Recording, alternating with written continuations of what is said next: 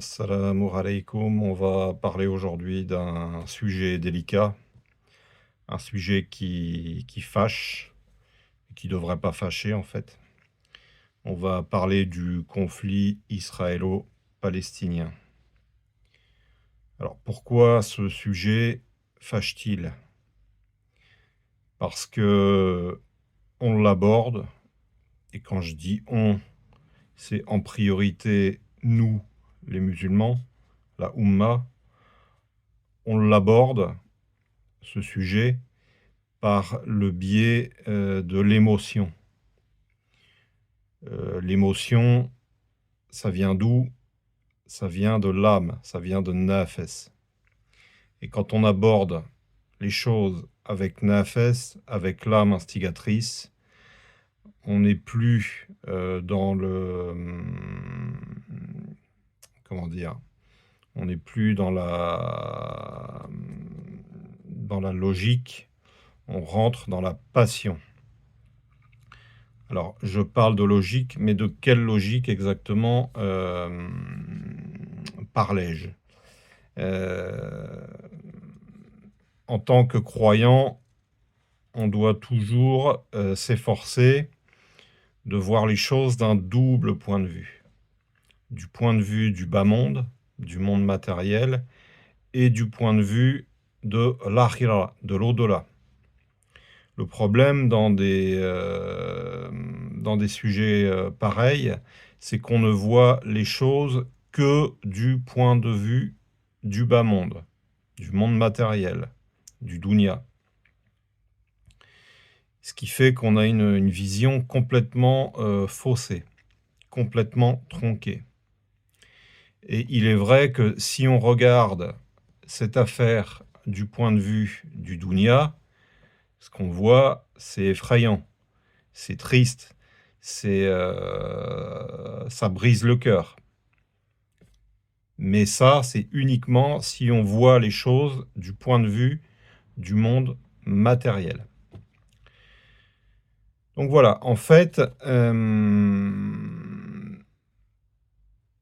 la problématique, c'est qu'on voit, et là je résume un petit peu, on voit l'affaire, donc d'une part, du point de vue de l'émotion, du point de vue de l'âme instigatrice, sous l'angle de la passion, et d'autre part, on voit cette affaire du seul point de vue du monde matériel. Donc, la logique avec laquelle on doit voir les choses, puisque je parlais de logique, c'est, toute proportion gardée, c'est la logique de la foi. C'est la logique de Allah subhanahu wa ta'ala. Parce qu'en vérité, toute chose vient de Allah. La hawla wa la quwwata illa billah. Rien ne se passe dans ce bas monde sans que Allah ne l'ait voulu, ne le sache par définition, puisque s'il l'a voulu, il le sait forcément. Donc que ce soit une feuille qui tombe, un grain de poussière qui se déplace dans l'air, Allah sait tout, il contrôle tout et il décide de tout. Donc le conflit israélo-palestinien n'est pas une chose qui échappe à Allah. Et non seulement ça ne lui échappe pas, mais c'est qu'il l'a voulu, c'est qu'il l'a décidé. Et je vais même aller plus loin, il l'a voulu dans les circonstances que nous connaissons actuellement. C'est-à-dire qu'on on voit des choses horribles, on voit des massacres, on voit des frères et sœurs massacrés, tués, puis des massacres, il y en a des deux côtés de toute façon. C'est un fait. C'est un fait, mais Allah, subhanahu wa ta'ala, sait ce qu'il fait. On est toujours en train de se mêler des affaires de Allah, mais laissons agir Allah. Il sait ce qu'il fait. Et il faut qu'on arrive à se mettre dans la tête que Allah peut très bien se servir des méchants, entre guillemets, pour réaliser le destin des gentils, entre guillemets, et en gros, il va se servir des uns pour envoyer les autres au paradis. C'est-à-dire que si Allah destine le statut de martyr à certains, ça va forcément passer par la méchanceté, entre guillemets, des autres. Et inversement, si Allah destine certains à l'enfer, ça va passer par le calvaire, entre guillemets, des gentils. Voilà, donc il faut que les choses se fassent ici-bas. Hein. Mais c'est sûr que si on ne fait que regarder l'ici-bas, on va rester bloqué sur les choses qui fâchent, sur les choses qui font mal au cœur, sur les choses qui déchirent, alors qu'il faut regarder les implications dans l'au-delà. Certes, on voit des frères et sœurs souffrir, mais ces frères et sœurs sont promis aux martyrs et à des délices dans l'au-delà. Il faut réfléchir un petit peu à ça. Donc il faut vraiment s'efforcer de voir les choses de ce point de vue. Après, je dis, on a toujours tendance à se mêler des affaires de Allah, parce que ce sont les affaires de Allah. Allah, il gère l'affaire, il mène sa barque, et il sait ce qu'il fait, et il sait où il va. Mais nous, on ne peut pas s'empêcher de parler, et de gloser, et de discuter sur les réseaux sociaux, et d'alimenter les braises, et d'alimenter la polémique, et d'alimenter le débat. En fait, on fait le jeu du shaitan quand on fait ça. Ça ne sert à rien de parler, ça ne sert à rien de discuter. Ce qui doit arriver, arrivera par la volonté de Allah, subhanahu wa ta'ala. Donc, rangeons nos langues dans nos poches avec 2 paquets de mouchoirs par-dessus et laissons Allah agir comme il l'entend. Parce que lui, il sait à quoi tout ça va aboutir, à quoi toute cette souffrance va aboutir.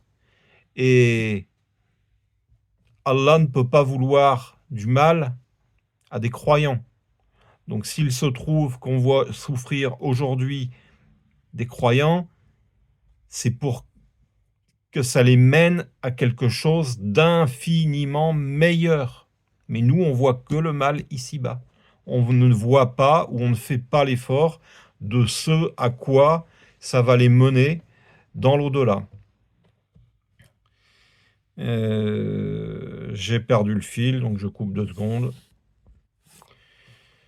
Donc oui, alors je disais, on discute, on s'indigne, on se fâche, on dénonce, mais ça ne sert à rien. Ça ne sert à rien. Quelle est l'arme du croyant? Si vraiment on veut venir en aide à nos frères et sœurs, quelle est l'arme du croyant? Allah subhanahu wa ta'ala nous le dit. Sayyidina Muhammad sallallahu alayhi wa sallam nous le dit. L'arme du croyant, c'est ad-dua, l'invocation.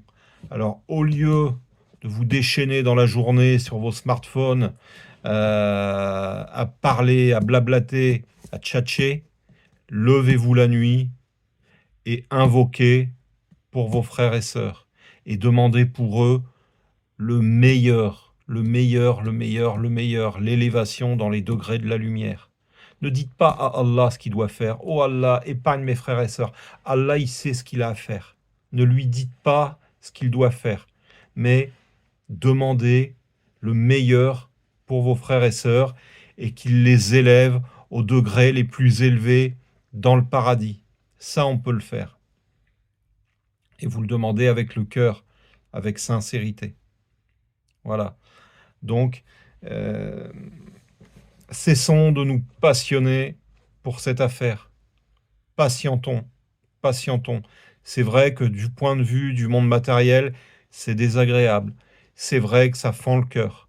Mais patientons. Parce que les implications dans l'au-delà, qu'on ne fait pas l'effort d'essayer de regarder ou de comprendre, sont à la hauteur de ce qu'il se passe. hein. C'est-à-dire que si des gens souffrent, ce n'est pas pour rien. Et c'est que Allah leur réserve quelque chose d'enviable. Barakallahu fikum wa jazakumullahu ghayran. Subhana rabbika rabbil izzati amma yasifun wa salamun ala al-mursalin walhamdulillahi rabbil alamin. Assalamu alaykum wa rahmatullahi ta'ala wa barakatuh.